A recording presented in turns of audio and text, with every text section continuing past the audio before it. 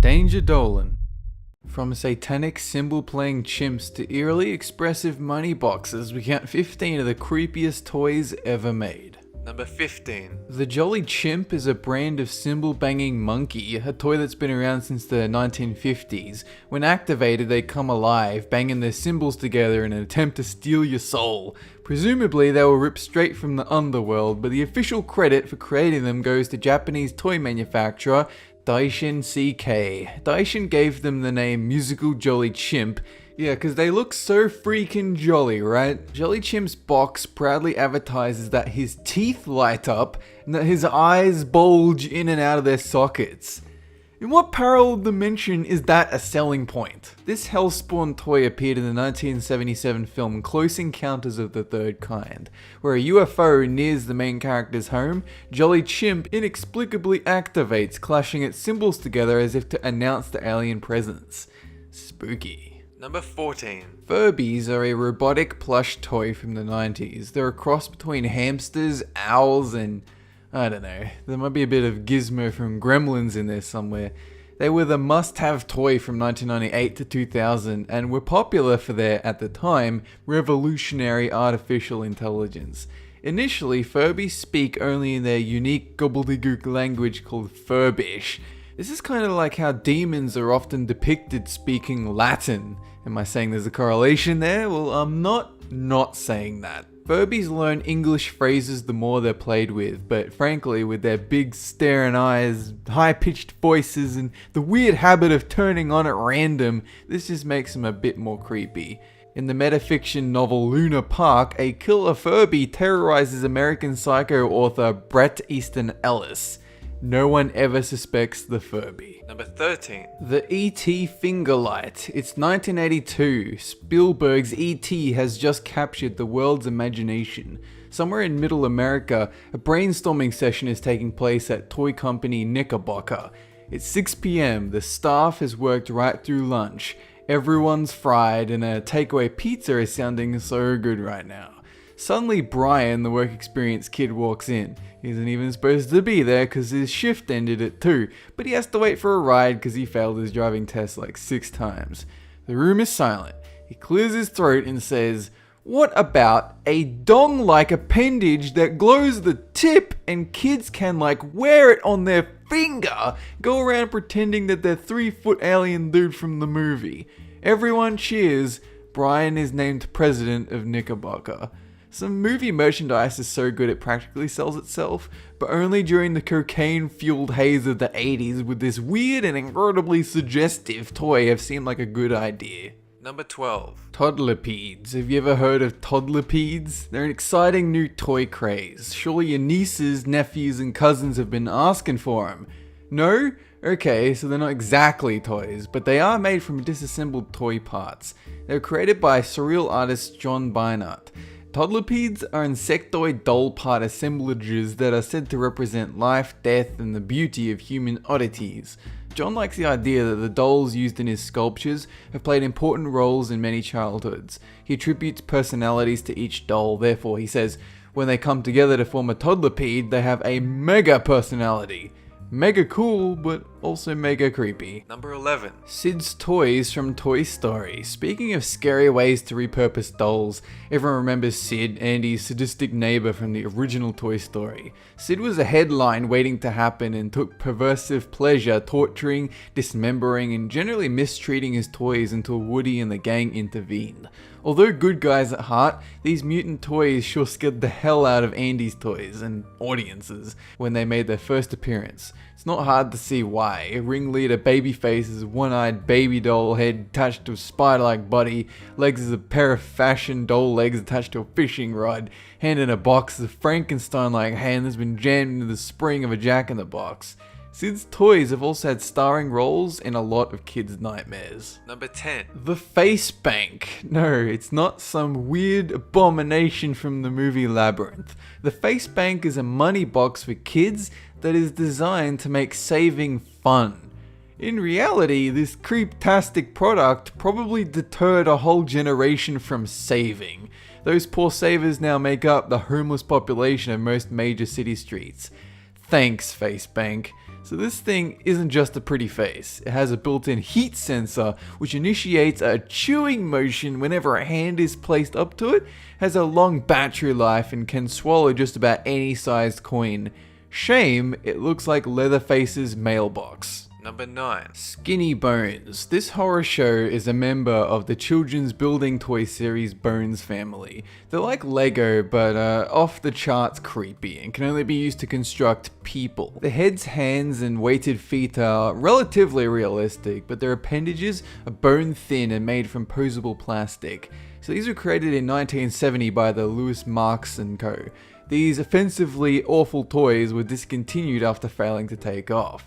They've since become highly sought after as collector's items, probably because Skinny Bones is the perfect monster for a stop-motion horror movie. There are 4 members in the Skinny Bones family: Skinny, his sister Ginny, and their 2 pets, no not Winnie and Chinny, a dog named Ham Bones and a horse named Trombones. Hilarious. Number 8. The Screaming Flying Monkey. Don't be fooled by his cool cape, mischievous grin and gimp mask. This screaming flying terror deserves a place in the Freakiest Toys Hall of Fame. The Screaming Flying Monkey has long elasticated bungee arms and finger pockets in his paws. With your fingers in his pockets, simply draw back like a slingshot and watch him fly up to 25 feet through the air. The monkey screams a declarative war cry when jolted, which is pretty much what makes him so terrifying. This is the ultimate toy for jerks who enjoy traumatizing their younger siblings. This screaming simian lies in wait for the perfect opportunity to pounce. Sleep with one eye open. Number 7. Charles Lee Ray, Chucky to his friends, is the main antagonist in the Child's Play and Chucky film series. He was a notorious serial killer who, when fatally wounded, transferred his spirit into a doll so he could continue his reign of terror. Chucky is one of the most iconic horror villains of all time and has even won an MTV Movie Award. It's mandatory for owners of Chucky dolls to lock them away at night just in case. Chucky was created by Don Mancini, who is probably related to Sid from Toy Story. Number 6. Krandalls Acrobats. In 1867, toy maker and inventor Charles M. Crandall created stackable toys called Krandalls Acrobats. Sets contained enough pieces to make 5 acrobatic figures. Each is comprised of separate, interchangeable torsos, heads, legs, and arms. So far, so innocent.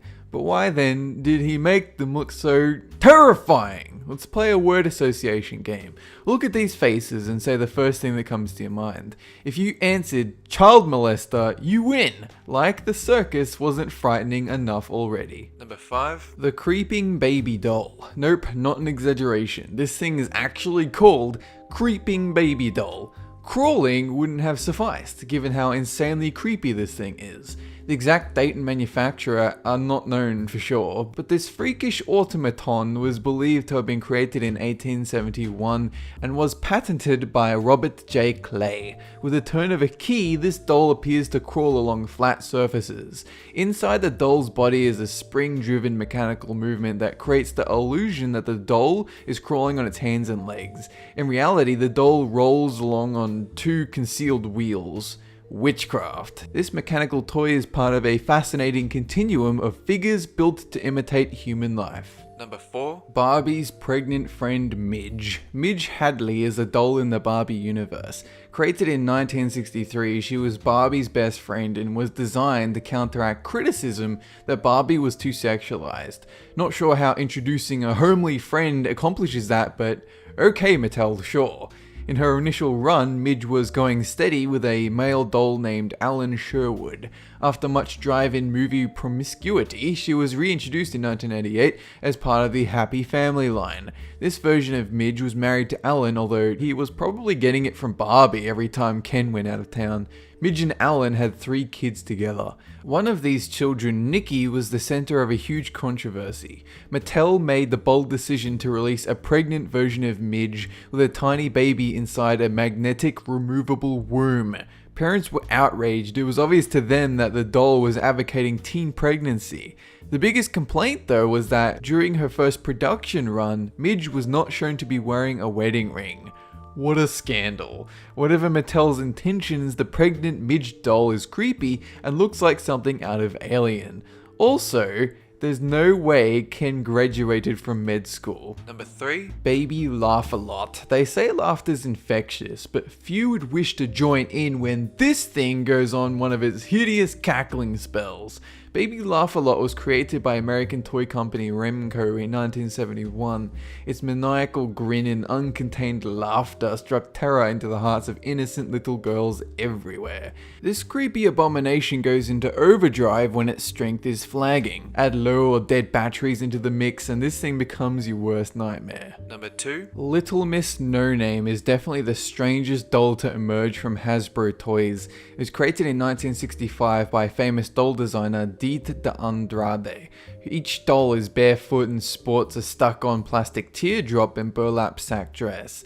Little Miss No Name was thought to be the anti-Barbie, an alternative for girls who forsake materialism. Her large, sad eyes penetrate your soul. With her arm extended, she appears to be begging. This has got to be where Neil Gaiman found inspiration for Coraline. Number 1. Jack in the Box. Nothing says fun like a creepy mechanical clown jumping out at you without warning. These vintage monstrosities have been around since the 16th century, but it's hard to believe they were ever considered appropriate for children. I mean, what lesson are they supposed to instill? Don't open boxes? Link from the Zelda series would never get anywhere if he followed that logic. The International Postal Service would be in complete pandemonium. It must have been pretty dark times if Victorian parents had to scare their children for amusement. Jack in the Boxes tap into our fear of the unknown. They could also be considered the original jump scare. It's pretty much a rite of passage to be scared by these at least once in your childhood. That's it for this countdown, and have a good one!